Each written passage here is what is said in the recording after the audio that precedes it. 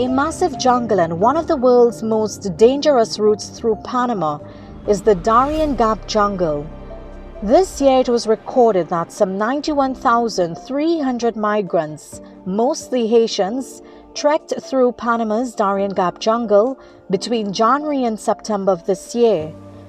Many carried children on their backs in hopes of reaching North America, declared by the International Organization for Migration. Head of the IMO mission in Panama, Santiago said that this amount triples the previous record in 2016 when 30,000 migrants took the same route. He said border closure and economic contractions due to the COVID-19 pandemic led to an increase in irregular migration. Santiago also stated that the Caribbean and extra-regional migrants make the crossing in extremely dangerous conditions and are exposed to risk along their migratory route, particularly in the crossing of the Darien Gap Jungle on the border between Panama and Colombia. The United States has continued to maintain a near-total border closure to those seeking asylum.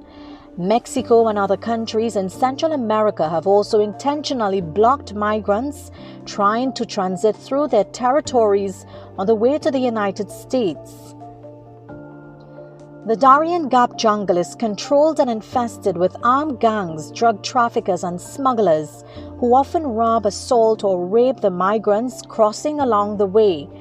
Dozens have been killed this year alone, experts have said. Many of the deaths are due to natural causes such as heart attacks and falls, but drowning and snake bites are also common, while the majority are assaulted and killed by armed gangs. This expanse of jungle, known as the Darien Gap, sits on 1.42 million acres of land, which sits between Panama and Colombia.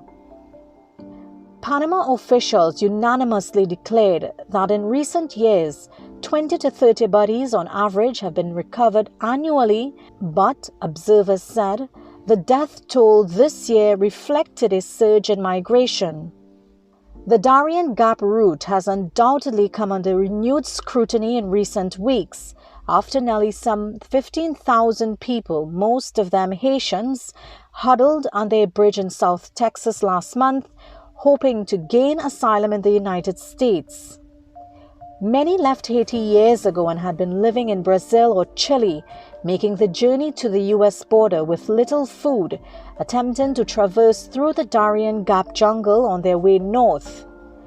The Biden administration has faced widespread criticism for deporting thousands of Haitian asylum seekers back to Haiti, which is facing deadly gang violence, political instability, the fallout of a recent earthquake, and the assassination of their president, Jovenel Moïse, at his private residence on July 7, 2021. According to reliable sources, the United States has sent more than 7,500 people back to Haiti. A petition filed with the Inter-American Commission on Human Rights justly called on the international body to demand the United States to desist from using the Public Health Directive to immediately expel most asylum seekers who arrived at the border. Former U.S. envoy to Haiti, who promptly resigned over the Biden administration's treatment of Haitian asylum seekers, told U.S. lawmakers that the deportation would make the crisis in the Caribbean nation worse, as more migrants will make the long and dangerous trek simply trying to survive. Avellon Williams, AEM's report.